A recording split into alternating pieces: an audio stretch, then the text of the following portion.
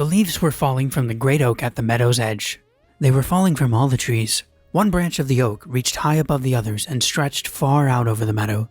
2 leaves clung to its very tip. "It isn't the way it used to be," said one leaf to the other. "No," the other leaf answered. "So many of us have fallen off tonight, we're almost the only ones left on our branch." "You never know who's going to go next," said the first leaf. "Even when it was warm and the sun shone, a storm or a cloudburst would come sometimes, and many leaves were torn off, though they were still very young. You never know who's going to go next."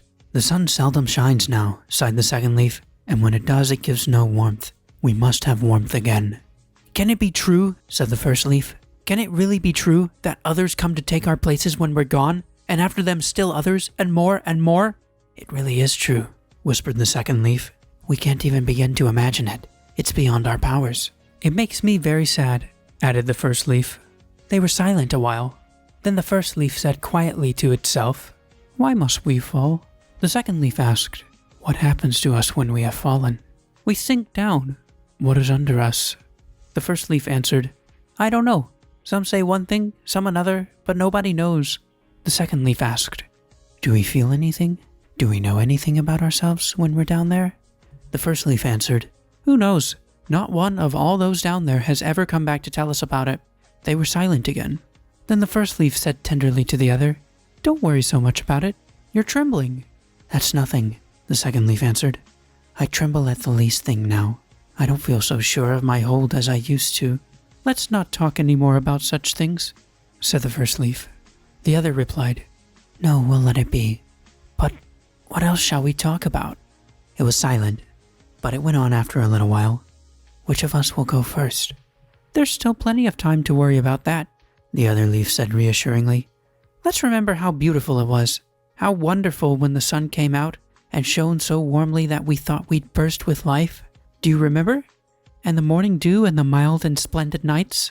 "Now the nights are dreadful," the second leaf complained, "and there is no end to them." "We shouldn't complain," said the first leaf gently. "We've outlived many, many others."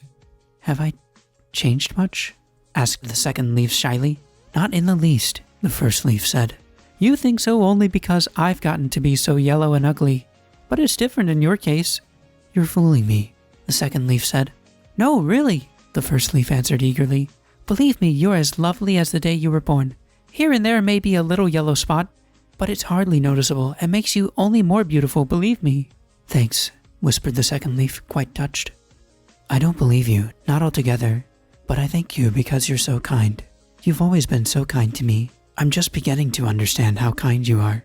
"Hush," said the other leaf, and kept silent itself, for it was too troubled to talk any more. Then they were both silent. Hours passed. A moist wind blew, cold and hostile through the treetops. Now," said the second leaf, Then its voice broke off. It was torn from its place and spun down. Winter had come. From Bambi, A Life in the Woods by Felix Salten, written in 1923. Rather sad but undeniably beautiful.